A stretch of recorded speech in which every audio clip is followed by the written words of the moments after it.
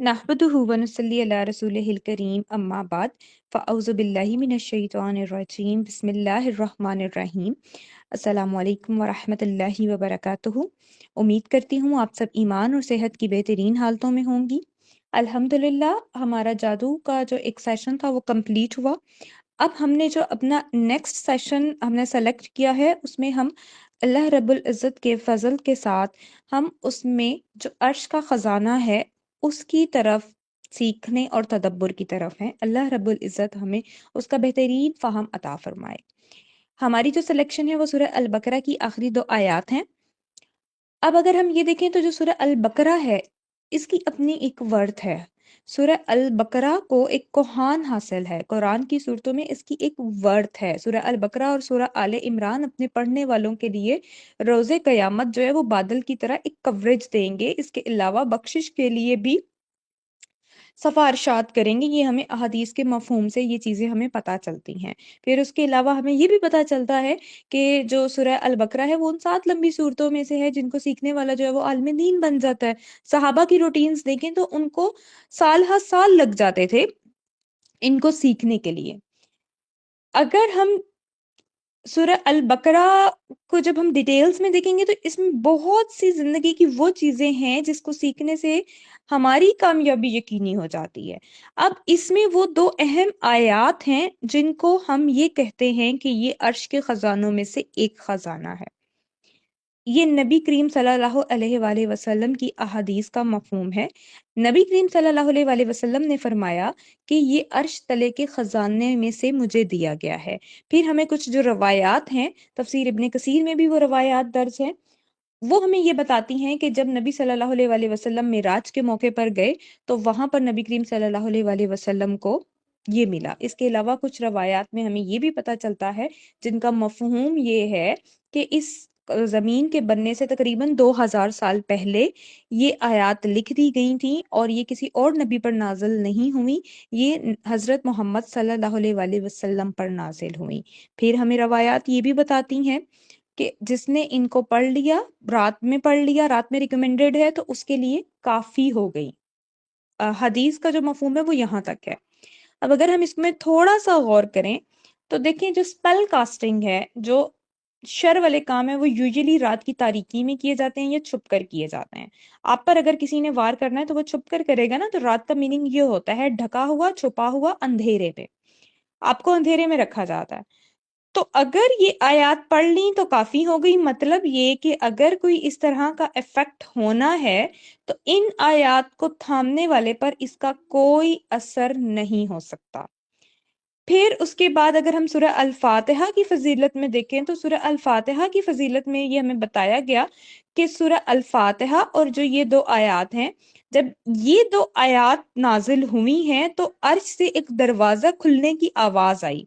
और उस वक़्त में क्या है कि नबी सल्लल्लाहु अलैहि वसल्लम ने फरमाया कि इसके बाद जो मांगा गया उसको दे दिया गया। यानी इसको पढ़ने के बाद सूरह अल फातिहा और सूरह अल बकरा की आखिरी 2 आयत को पढ़ने के बाद जो दुआ मांगी जाएगी वो दुआ कबूल होगी। हमें ये मफहूम मिलता है। इन आयत में ऐसा क्या है कि इसके बिहेवियर्स को अडॉप्ट करके हम इसको ये कह रहे हैं कि ये अर्श के खजानों में से एक खजाना है। हमें तो अगर कोई जमीन का एक छोटे से छोटा खजाना भी मिल जाए तो हम तो खुद को बड़ा लकी समझते हैं। हालांकि ये जो जमीन का टुकड़ा है और ये जो हम लोग हैं, अल्लाह अल्लाह के आगे तो हम एक डॉट के शायद मिलियंथ पार्ट के इक्विवेलेंट भी नहीं है। और ये वो 2 आयत हैं जो अर्श के खजानों में से हैं। तो आखिर इन 2 आयत में ऐसी कौन सी वर्थ रखी गई है? हम पहले इन आयत की ट्रांसलेशन को देखेंगे ताकि हम उन लॉजिक्स को अंडरस्टैंड कर सकें। फिर उसके बाद हम इनकी फजीलत में जो जो अहादीस हैं उनको one by one at the end देखेंगे इंशाल्लाह। सूरह अल बकरा आयत नंबर 285। आमना मान लिया, रसूलु रसूल, बीमा जो कुछ, उन जिला उतरा, इलई ही इसकी तरफ, मिन से, रब्बी ही इसका रब, वल मोमिनून और मोमिन जमा में, कुल्लुन सब, آمنا ایمان لائے باللہ اللہ پر، و ملائکتہ اور اس کے فرشتوں پر، و کتبہ اور اس کی کتابیں، و رسولہ اور اس کے رسول، لا نفرقو نہیں ہم فرق کرتے، بینا درمیان، احدن کسی ایک، من رسولہ اس کے رسول، وقالو اور انہوں نے کہا، سمعنا ہم نے سنا، واطعنا اور ہم نے اطاعت کی، غفرانکا تیری بخشش، ربنا ہمارے رب، و الیکا اور تیری طرف، المصیر لوٹ کر جانا۔ یہ رسول اس پر ایمان لایا جو اس کے رب کے جانب سے اس کی طرف نازل کیا گیا، اور سب مومن بھی، ہر ایک اللہ اور اس کے فرشتوں اور اس کی کتابوں اور اس کے رسولوں پر ایمان لایا۔ ہم اس کے رسولوں میں سے کسی ایک کے درمیان فرق نہیں کرتے، اور انہوں نے کہا ہم نے سنا اور ہم نے اطاعت کی، تیری بخشش مانگتے ہیں اے ہمارے رب، اور تیری ہی طرف لوٹ کر جانا ہے۔ آیت نمبر 286، لا یکلفو نہیں تکلیف دیتا اللہ نفسن کسی کو، اللہ مگر، وسعہا اس کی گنجائش، لہا اس کے لیے، ما جو کسبت اس نے کمایا، و علیہا اور اس پر، مکتسبت جو اس نے کمایا۔ ربنا اے ہمارے رب، لا تؤاخذنا تو نہ پکڑ ہمیں، ان اگر، نسینا ہم بھول جائیں، او یا اخطانا ہم بھول چوک کریں، ربنا اے ہمارے رب، ولا اور نہ، تحمل ڈال، علینا ہم پر، اسرن بوجھ، کما جیسے، حملتہ تو نے ڈالا، علی پر، الذین جو لوگ، من قبلنا ہم سے پہلے، ربنا اے ہمارے رب، والا اور نہ، تو ہم ملنا ہم سے اٹھے، ماں جو، لا طاقت نہ طاقت، لنا ہم کو، بھی اس کی، واعفو اور درگزر کر تو، انا ہم سے، واغفر لنا اور بخش دے ہمیں، ورحمنا اور ہم پر رحم، انت مولانا تو ہمارا آقا، فانصرنا پس ہماری مدد کر، علی پر، القومی قوم، الکافرین کافر۔ اللہ کسی جان کو تکلیف نہیں دیتا مگر اس کی گنجائش کے مطابق، اسی کے لیے ہے جو اس نے نیکی کمائی، اور اس پر ہے جو اس نے گناہ کمایا۔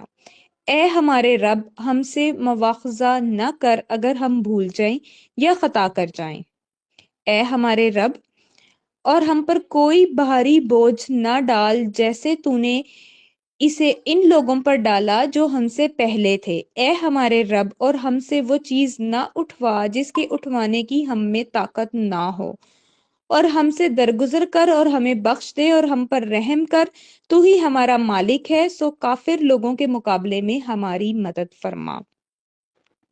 یہ وہ دو اہم آیات ہیں جن کے بارے میں احادیث میں ہمیں یہ پتا چلتا ہے کہ یہ عرش کے خزانوں میں سے ایک ہے۔ اب ہم نے اس کی ٹرانسلیشن تو دیکھ لی ہے، لیکن اب ہم نے اس پر غور و فکر کرنا ہے کہ ان ٹرانسلیشن میں کس طرف اشارہ کیا گیا ہے جن سے ہمیں اڈاپشن آف بیہیویئرس کو لرن کرنا ہے۔ پہلی آیت میں ہمیں کیا پتا چل رہا ہے کہ ہم نے اپنے ایمان کو کامل کرنا ہے، اور دوسری آیت میں ہمیں دعا پتا چل رہی ہے۔ ایمان کی تکمیل کے لیے کیا کیا چیزیں ضروری ہے اس کو ان لسٹ کیا گیا ہے، اور پھر اس کے بعد ہمیں جو زندگی میں مشکلات کا سامنا کرنا پڑتا ہے اور جو ہم شکوے شکایتوں میں ہو جاتے ہیں، ان ساری چیزوں کو سم اپ کر دیا گیا ہے۔ ہمارا یہ 3 روزہ انشاءاللہ کورس ہوگا۔ آج ہم نے صرف ٹرانسلیشن کو دیکھے، آج آپ کو یہ لگ رہا ہوگا یہ تو بڑی وہ سپرفیشل سی بات ہے جو ہم نے پہلے دیکھی تھی، وہی ہے۔ اب ہم نے اپنے ڈے 2 اور ڈے 3 میں اس پر تدبر کرنا ہے، ان دو پر، اور ان کے اندر چھپے ہوئے لاجکس کو ہم نے انشاءاللہ انلسٹ کرنا ہے۔ اب ہم اپنی نیکسٹ 2 کلاسز میں ان کو کنکلیوڈ کر لیں گے۔